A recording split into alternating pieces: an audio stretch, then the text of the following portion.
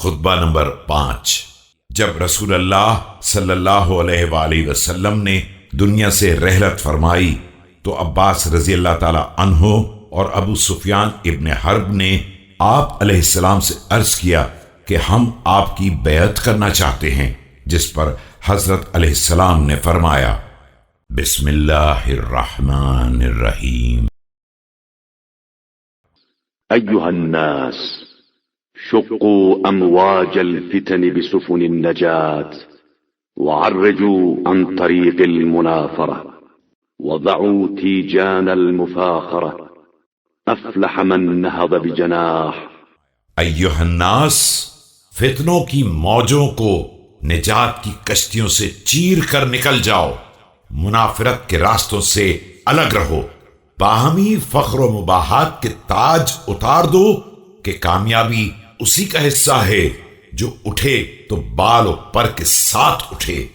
أو استسلم فأراح، هذا ماء آج ولقمة يغص بها آكلها ومجتني الثمرة لغير وقت إينائها كالزارع بغير أرضه۔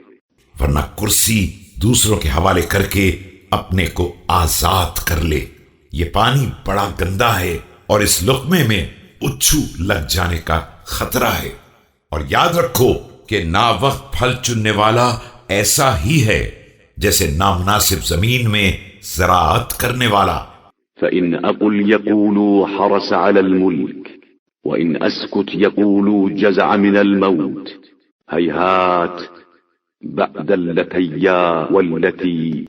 میری مشکل یہ ہے کہ میں بولتا ہوں تو کہتے ہیں کہ اقتدار کی لالچ رکھتے ہیں، اور خاموش ہو جاتا ہوں تو کہتے ہیں موت سے ڈر گئے ہیں۔ افسوس اب یہ بات جب میں تمام مراحل دیکھ چکا ہوں۔ والله لابن أبي طالب آنس بالموت من الطفل بثدي أمه، بل اندمجت على مكنون علم لو بحت به لاضطربتم اضطراب الأرشية في الطوي البعيدة۔ خدا کی قسم، ابو طالب کا فرزند موت سے اس سے زیادہ مانوس ہے جتنا بچہ سرچشمہ حیات سے مانوس ہوتا ہے۔ البتہ میرے سینے کی تہوں میں ایک ایسا پوشیدہ علم ہے جو مجھے مجبور کیے ہوئے ہے، ورنہ اسے ظاہر کر دوں تو تم اسی طرح لرزنے لگو گے جس طرح گہرے کنویں میں رسی تھر تھراتی اور لرزتی ہے۔